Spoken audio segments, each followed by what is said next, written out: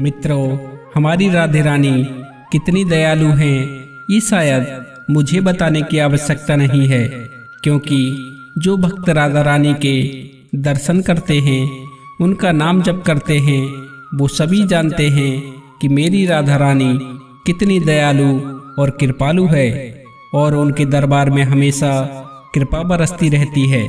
जितनी जल्दी हम किशोरी जी को प्रसन्न करके उनकी कृपा दृष्टि पा सकते हैं, उतना तो ठाकुर जी भी कृपा नहीं करते।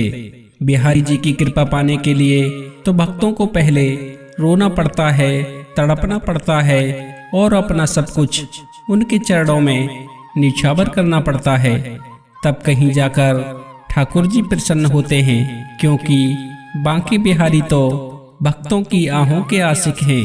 वो अपने भक्तों को पहले तड़पाते हैं, उसके बाद कहीं जाकर दुलार करते हैं। लेकिन हमारी राधे रानी ऐसी नहीं है। वो अपने किसी भी भक्त की आंखों में आंसू नहीं देख सकती। उनकी कृपा पाने के लिए आपको ना तो रोने की आवश्यकता है और ना ही कुछ लुटाने की जरूरत है। उनकी कृपा पाने के लिए तो आपको सिर्फ एक भाव की ही जरूरत है। बस एक भाव के सहारे ही आप हमारी किशोरी जी की कृपा प्राप्त कर सकते हैं। लाडली जी किस प्रकार अपने भक्तों पर अपनी कृपा बरसाती हैं, इस छोटी सी कथा के माध्यम से हम आपको बताने की कोशिश करेंगे।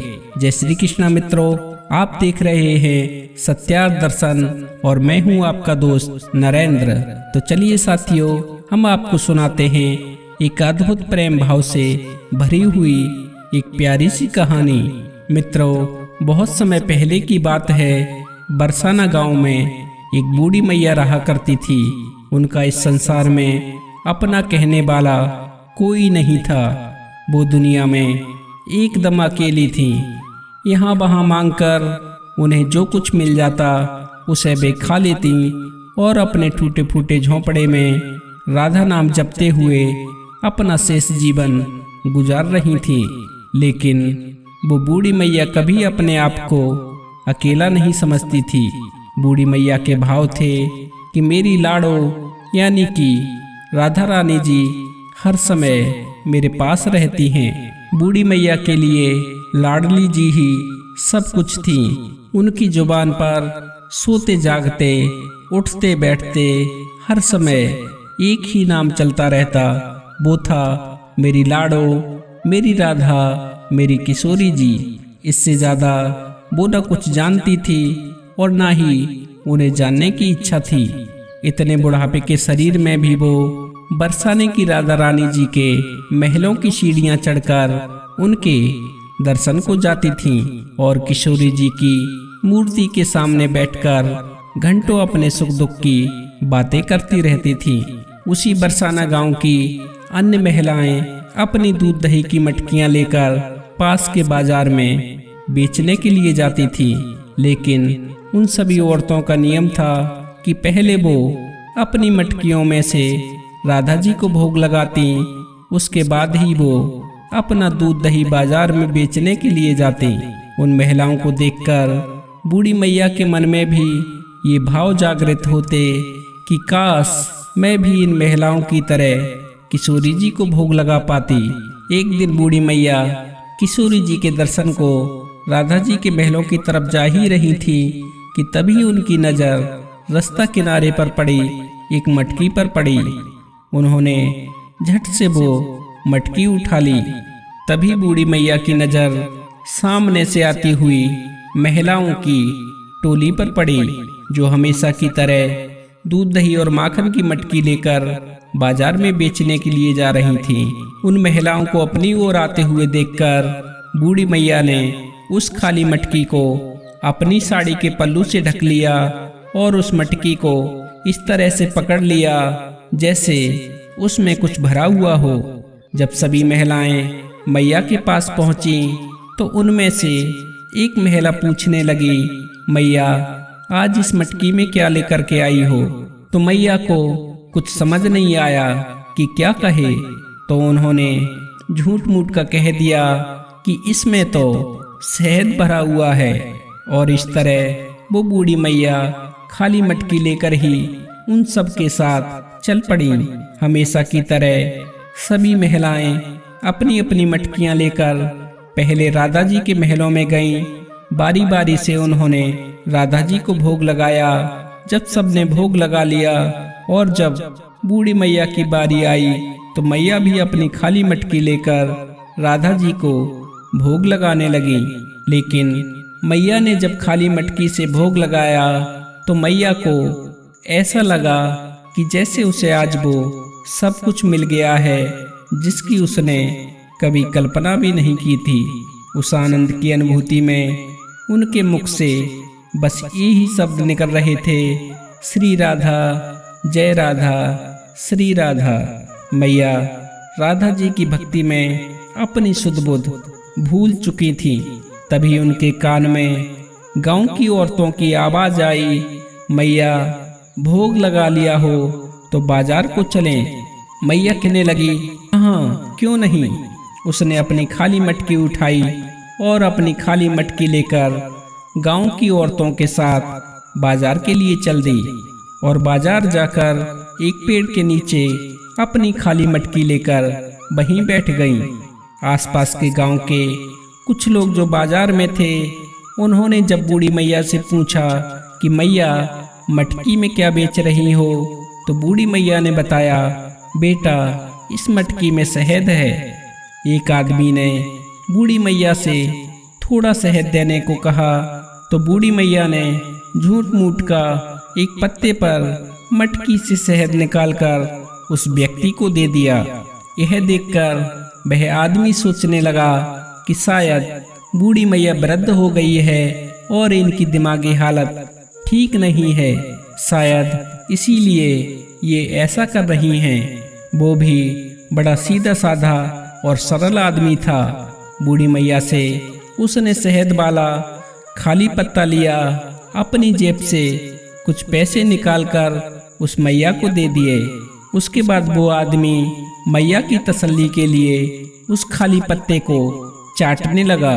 लेकिन ये क्या, उसने जैसे ही उस पत्ते को अपनी जीभ पर रखा तो उस पत्ते में से उसे शहद की अनुभूति हुई। यह देखकर वह हैरान रह गया। वह सोचने लगा, शायद ये मेरा भ्रम है। उसने फिर से बूढ़ी मैया से शहद देने के लिए कहा। बूढ़ी मैया ने दूसरा पत्ता लिया और अपनी खाली मटकी में फिर से अपनी उंगली डाली और उस पर अपनी उंगली लगाकर फिर वह पत्ता उस व्यक्ति को दे दिया। लेकिन हर बार उस पत्ते में से शहद का स्वाद आया। वह व्यक्ति हैरान होकर बूढ़ी मैया की मटकी में झांकने लगा, लेकिन मटकी में तो कुछ था ही नहीं। मटकी तो बिल्कुल खाली थी। इस तरह बूढ़ी मैया की खाली मटकी के शहद वाली चर्चा धीरे धीरे करके पूरे गांव में फैलने लगी। मैया का अब तो रोज का नियम बन गया था कि वो रोजाना खाली मटकी से राधा जी को भोग लगाती और गांव की महिलाओं के साथ बाजार में जाकर बैठ जाती। अब तो बूढ़ी मैया के पास शहद लेने के लिए लोगों की भीड़ आने लगी। जो भी उस खाली पत्ते वाले शहद का स्वाद चखता तो उसमें से बड़ा ही अद्भुत स्वाद आता।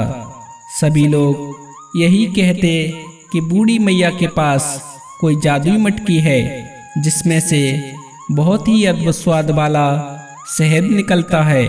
साथियों, एक दिन उसी गांव का एक मस्तीखोर लड़का जिसका नाम गोपाल था, उसे एक शरारत सूझी। वह सोचने लगा कि ये जादुई मटकी तो मेरे पास होनी चाहिए। वो बूढ़ी मैया इस मटकी का क्या करेगी? इससे तो मैं शहद बेचकर बहुत पैसे वाला बन जाऊंगा। मित्रों, एक दिन गोपाल उस बूढ़ी मैया के झोंपड़े में चुपके से प्रवेश कर जाता है और उस मटकी को चुरा कर अपने घर ले आता है। और जैसे ही शहद निकालने के लिए खाली मटकी के अंदर हाथ डालता है तो उसमें से हजारों मधुमक्खियां निकलकर उसे डंक मारने लगती हैं। डंक मारने की वजह से गोपाल के पूरे शरीर में सूजन आ जाती है और वह दर्द से बुरी तरह से छटपटाने लगता है। गोपाल की चीख पुकार सुनकर गोपाल की मैया भागकर गोपाल के पास आ जाती है और पूछने लगती है कि बेटा सच सच बताओ, तुम्हारी ये हालत कैसे हुई है। गोपाल कराहते हुए अपनी माँ को सारी सच्चाई बता देता है कि किस तरह मैं उस बूढ़ी मैया की मटकी चुरा लाया था और किस तरह उस खाली मटकी से निकलकर मधुमक्खियों ने मेरी ये हालत कर दी है। माँ को जब मटकी वाली बात पता चलती है तो गोपाल की माँ कहने लगती है, बेटा यह मटकी तेरे लिए नहीं है, यह तो उस बूढ़ी मैया की राधा रानी जी के प्रति अटूट प्रेम, विश्वास, श्रद्धा और भक्ति के अनमोल भाव की मटकी है जो राधा रानी ने उन्हें सप्रेम भेंट की है और इसमें राधा नाम की मिठास भरी हुई है। वह गोपाल से कहती है, बेटा अब तू उस बूढ़ी मैया के पास जा और उस मैया को मटकी देकर क्षमा मांग लेना। उधर उस शहद वाली मटकी के चोरी हो जाने से उस बूढ़ी मैया का रो रो के बड़ा बुरा हाल हो गया था। वो रोते रोते कह रही थी कि अब मैं बिना मटकी के अपनी लाडो के पास कैसे जाऊंगी और उसे कैसे भोग लगाऊंगी। उस दिन बूढ़ी माँ ने इस दुख में ना कुछ खाया ना कुछ पिया। गोपाल मटकी लेकर बूढ़ी मैया के घर आया और हाथ जोड़कर अपने किए के लिए माफी मांगने लगा।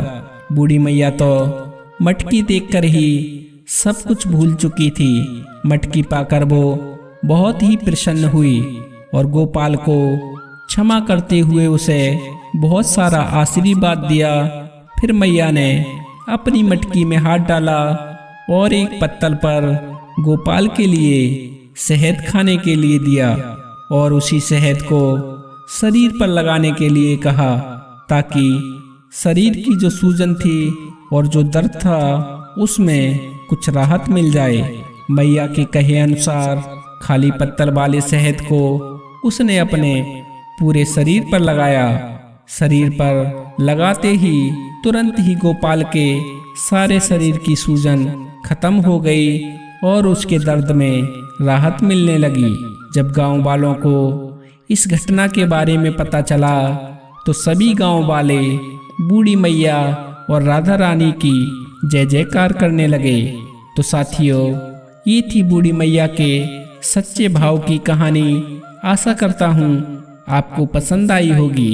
यदि वीडियो पसंद आया हो तो वीडियो को लाइक करें, कमेंट में जय श्री कृष्णा जय श्री राधे लिखें और हो सके तो इस कहानी को अपने मिलने वालों के साथ भी अवश्य साझा करें। यदि आप हमारे चैनल पर पहली बार आए हैं तो कृपया हमारे चैनल सत्यार्थ दर्शन को भी अवश्य सब्सक्राइब कर लें और बेल आइकॉन प्रेस कर दें, जिससे आपके पास भी ऐसे ही ज्ञानवर्धक वीडियो समय से पहुंचते रहें। आज के लिए बस इतना ही। मिलते हैं अन्य ज्ञानवर्धक वीडियो में।